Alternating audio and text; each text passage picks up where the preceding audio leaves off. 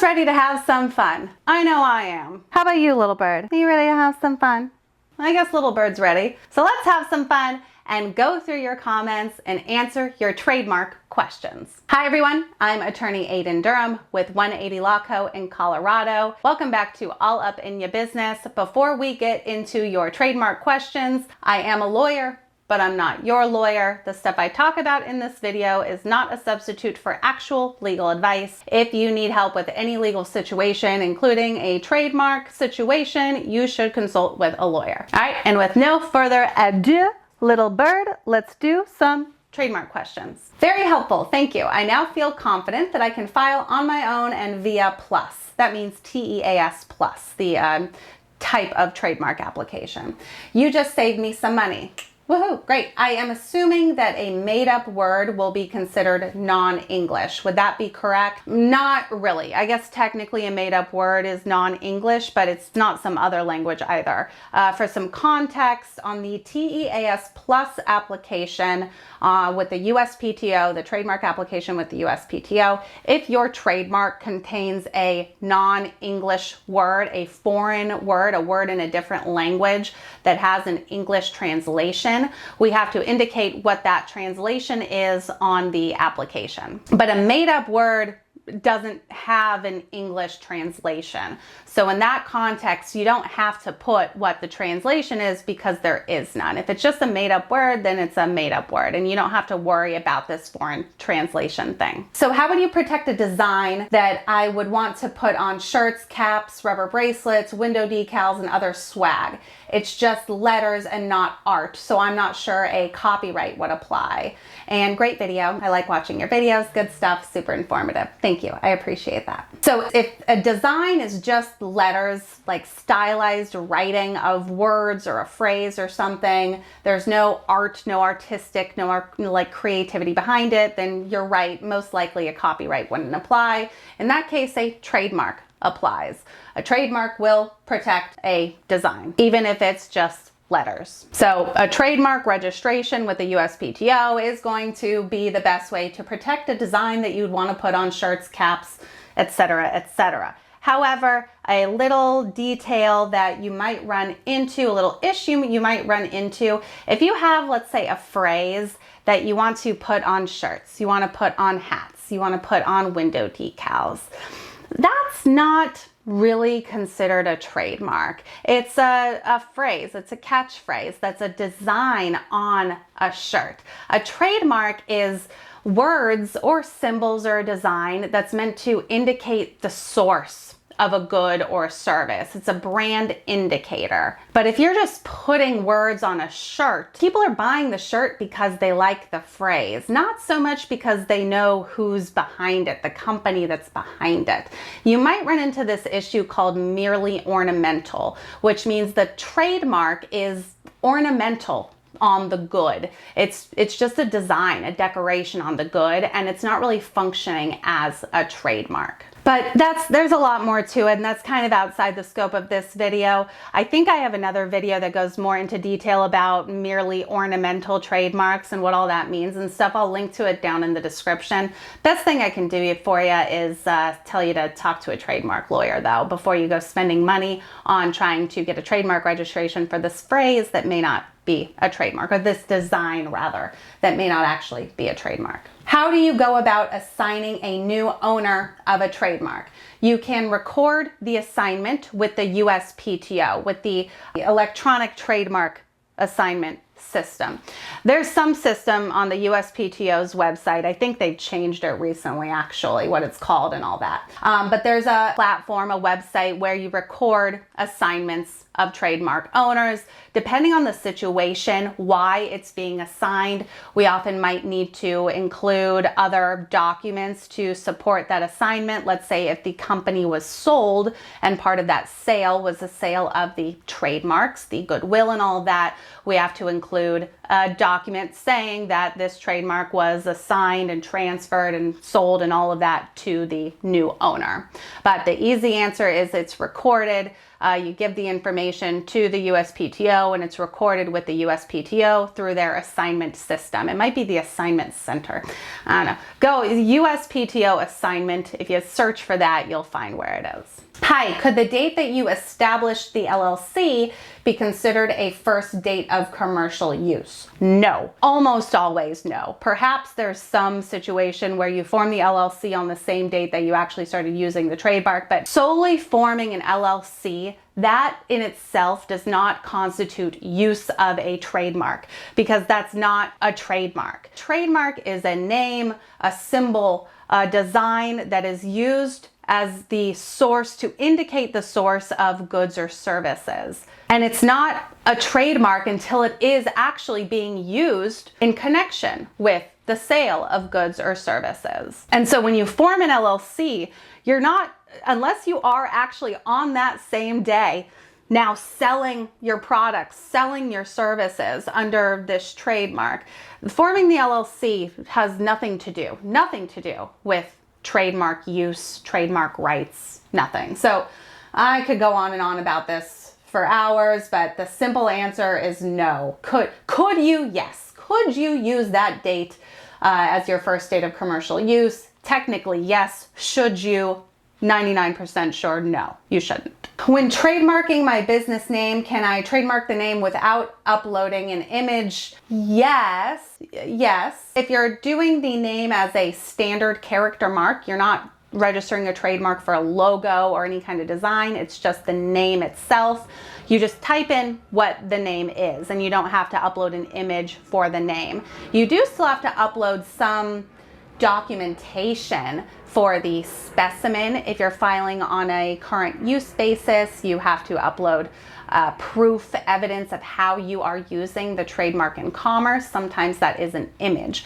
But if you're talking about just the trademark itself, you don't have to upload an image if you're just doing a name, a standard character mark. Sorry if this is a silly question, but I thought by trademarking a logo, it makes it yours. I was fixing to file an application and pay the $250, but it asks where it's going to be applied: shirts, decals, mugs, caps, and so on. The application was asking for $250 per item. I will be selling my logo on.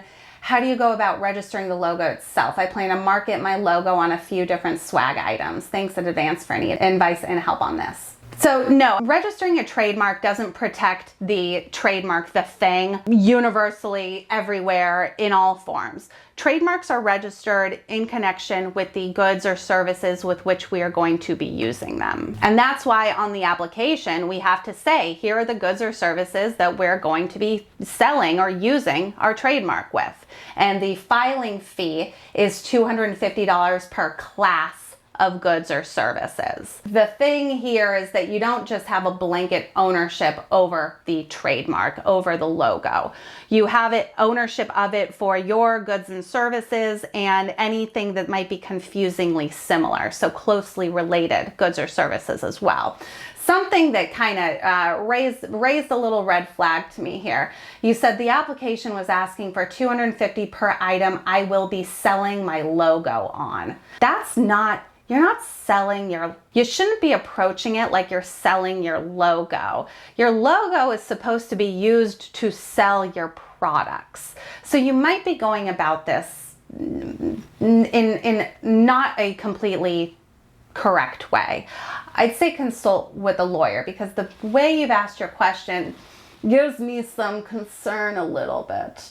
But you know, if you plan to use your logo on different items, you should. You don't have to include every single item. It's best to, but you should specify the items, the products that you're going to be using your trademark on when you're selling those products. Hello, can a different person use the same brand name on a different line of products but in the same category? Example, brand name Tad, category 3, line of business is soaps only. So can we apply for the same brand name Tad in the same category 3 for detergents and other toiletry products? It is not the same, right? Their line of business is already different. So this kind of goes in line with what I was trying to explain in the last question. Yes, the answer is yes. Can a different person use the same brand name on a different line of products in the same category? Yes, technically, but that's not always the case. The way that these trademarks are evaluated is likelihood of confusion, which is primarily based on how similar are the trademarks themselves and how closely related are the goods or services, the products in this instance. If the trademarks are identical, then the closer the goods and services are, the higher the instance is going to be of likelihood of confusion. But these categories, these classes of goods and services, they often have, even though they're in the same class, sometimes the goods and services within one class are very, very different. And so sometimes, depending on the circumstances, there can be identical trademarks registered in the same class, but their actual goods or services are still very different or very unrelated. And what different or unrelated means, it varies a lot. Some of the ways that it's evaluated is like, do other companies that sell this thing, do they often also sell this thing? Or when consumers go to a store, might they go to a store that sells this thing and also sells this thing? Are consumers likely to encounter both things at the same time in the same situation? Or would they expect that this company that sells this thing also sells this thing? There's a lot more to it, but that's kind of a basic explanation of like how similar are products. But so soaps and detergents and other toiletry products, I can't say for 100%, but I can say 95% sure that those would be considered confusingly similar or closely related products. Soap is a toiletry product. So if a company that sells soaps, they're probably pretty likely to start or already be selling other toiletry or cosmetics products. And detergent is also a kind of soap. Detergents might be used in other situations, but detergents are soaps. So if the names are identical and the goods, they're pretty closely related, if not the same, actually. I think you'd run into some issues with this. But the answer to your question is, yeah, a different person can use the same brand name on a different line of products in the same category, but there's no, it's not always the case. It depends. Can you make multiple logos for clothing on one trademark? Say I have a different logo design and want to use them all for the same clothing. It would all be the same brand, of course. No, I think I understand what you're asking. I think you're asking, can you apply for multiple logos on one application? The answer is no. Each application is for each trademark. You might have multiple logos and they might be really similar. Maybe they're really different, but every logo is its own separate trademark. And so if you want to register all of them, each logo would be its own separate application. Even if they're being used on the same products and used by the same brand, it's really common, in fact, that brands register multiple versions or variations of their logo. Sometimes they have a registration for the logo in color and one without it. Sometimes they have multiple color variations that they've registered. Each different version or style of your logo is a separate trademark and therefore would be a separate application. Dear, thank you so much. A little question. Do you need the EIN of the company to apply for a trademark by a single owner? No, you don't need an EIN for a trademark. The trademark application isn't going to ask for it. The USPTO at least doesn't care if the business or the owner has an EIN.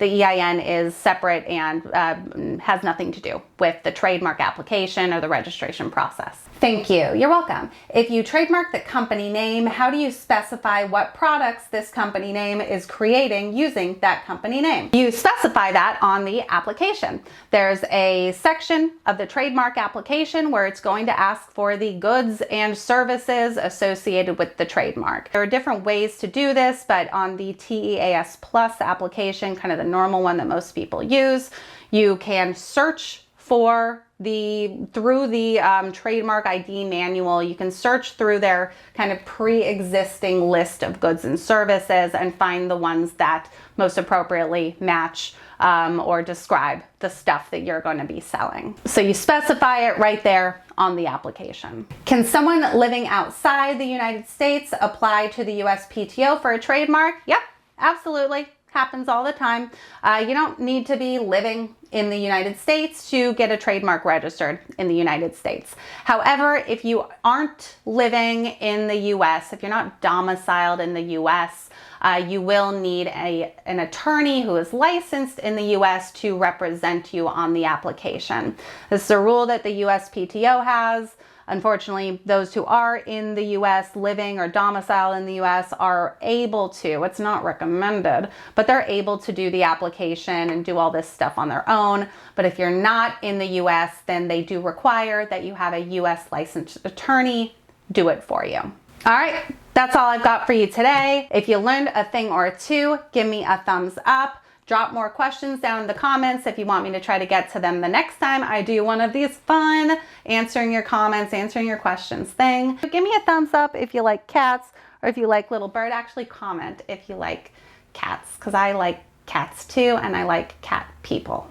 Subscribe if you haven't already. Click that little bell so you get notified anytime I post a new video, and check the description for links to additional information and resources as well. We talked a bit about use in commerce and dates of first use, and it really is complicated. There's no easy way to explain it, but I have a video that tries to explain it a bit more as best as I can. If you want to check that out, you can do that right here, and I'll meet you over there. Thank you so much for watching. I'm Aiden Durham, and I'll see you next time.